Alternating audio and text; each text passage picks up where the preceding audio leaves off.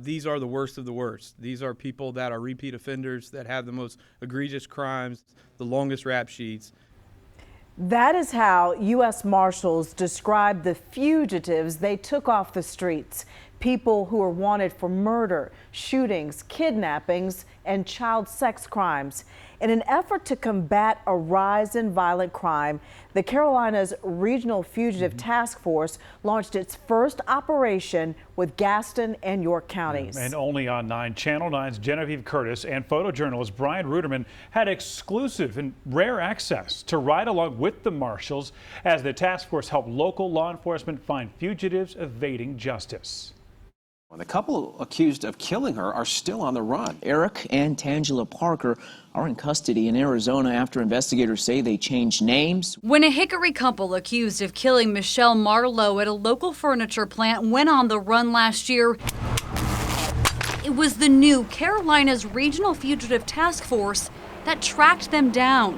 Tangela and Eric Parker were found in an Airbnb more than 2,000 miles away in Arizona. Can't cross state lines without being seen. That team was led by U.S. Marshals Deputy Commander Brian Alfano. We'll find them, and it doesn't matter if it takes an hour, a day, or a month or a year. We're not going to stop until we do.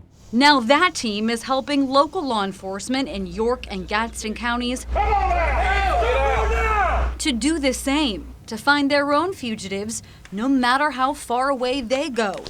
Operation Washout was a 7-day roundup blitz, the first joint operation between the marshals and local agencies. We're going after people who obviously know they're wanted. Front door open, someone's standing there. We got exclusive access following these teams as they tracked high-priority targets. Keep your hands up. Alfano says some suspects will move from one Carolina to the other, thinking law enforcement can't do the same. But you know who's well aware of those jurisdictions?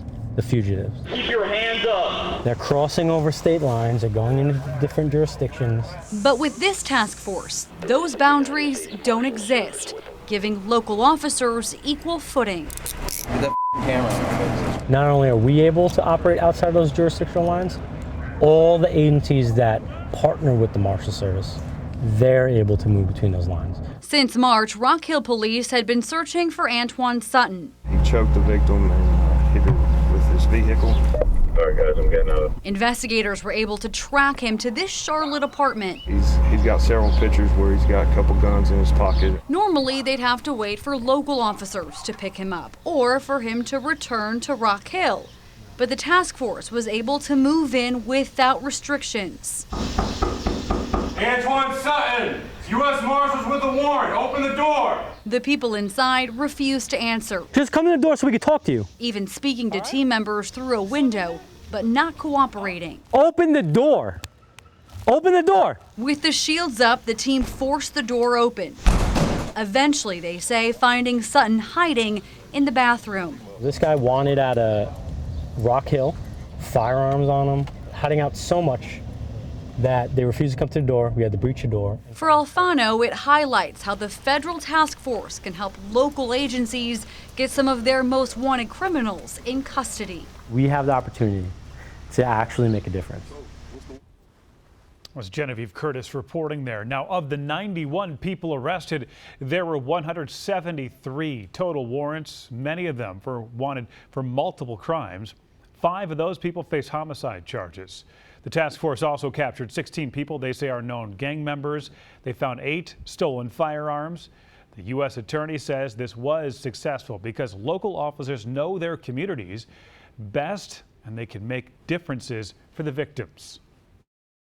There are victims in the community that finally get a little bit of sense of peace knowing that someone's been charged and arrested for an offense for which they were victimized.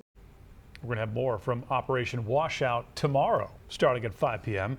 That includes a closer look at how law enforcement is trying to fight the rise in violent crime.